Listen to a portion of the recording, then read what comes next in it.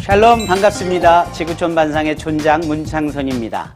다문화 선교 스텝 바이 스텝, 오늘은 그 7번째 시간으로서 국내에 와 있는 난민들, 또 그들을 대상으로 하는 난민 선교에 대해서 함께 나누고자 합니다. 오늘은 난민들에 대한 유형과 그리고 그네들의 신분이 무엇을 의미하는지요, 또 머무르시면서 그들이 무엇이 어려울 수 있는 것일까와 우리가 그들을 도울 수 있는 것이 무엇인지에 대하여서, 더 나아가 이 모든 것이 어떻게 난민 선교의 좋은 시너지로 나올 수 있게 하는지에 대해서 함께 나누어 보고자 합니다.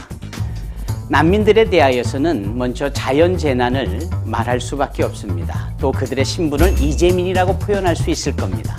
재난은 정치, 경제, 사회, 종교, 생태적 안정성을 유지할 수 없게 하는 사태로 인하여서 생활 근거를 잃고 타지로 이주할 수밖에 없는 사람들을 의미합니다. 이분들에 대하여서 먼저 협약난민이라는 용어를 사용하고는 합니다.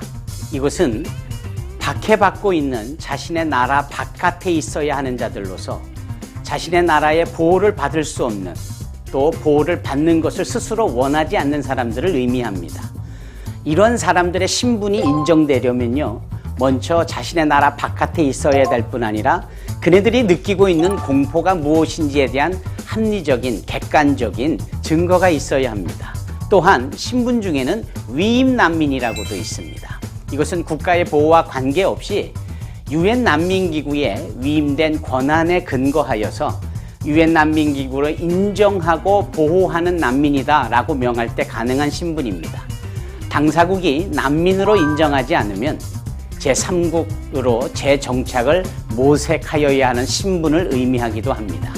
이러한 난민들의 현황은 우리나라뿐만 아니라 전 세계에 통틀어 한 6천만 명의 사람들로 규정지어지고 있습니다. 한국에는요, 2014년 10월 말 현재 약 9,500여 명의 난민으로 신청된 분들이 계십니다.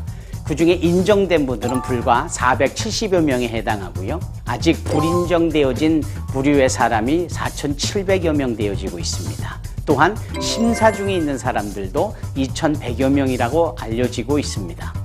이러한 난민 선교에 대한 것은 사회적으로만 보여질 것이 아니라 성경적인 근거로도 우리가 확인해 볼 수 있는데요.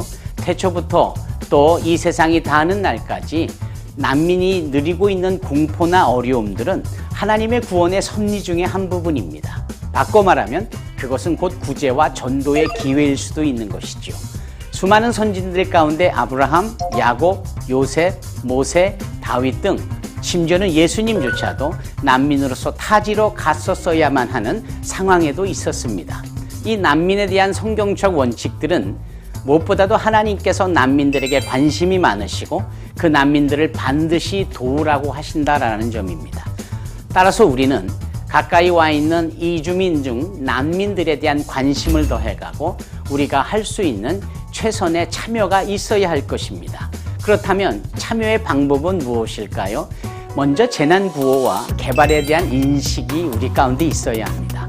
그리고 난민들을 수용할 수 있는 복음과 사랑의 마음이 있어야 하겠지요.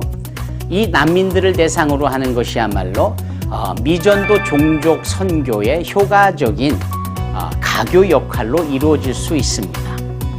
그들이 머물 수 있는 공간, 쉘터라고 여겨질 수 있는 것을 지원하고, 또 우리나라의 문화를 알리고 언어를 가르치고, 또 우리나라의 전통과 역사를 함께 나누는 것도 난민 선교의 시작점입니다. 저는 예전에 시므온이라는 저 아프리카 중부 콩고에서 온 난민을 도운 적이 있습니다. 그분은 이곳에서 비록 난민 신청에 실패하여 한국을 떠나야만 했지만 지금은 복음이 들어가기 어려운 곳에 오히려 머물면서 그곳에서 선교 사역을 하고 있습니다. 그를 통하여서 보여지는 난민 선교의 가능성은 오늘날 우리에게 활짝 열려 있다라고 저는 말씀드리고 싶습니다. 이 사역에 여러분들의 합력과 참여가 있기를 주님의 이름으로 부탁드립니다.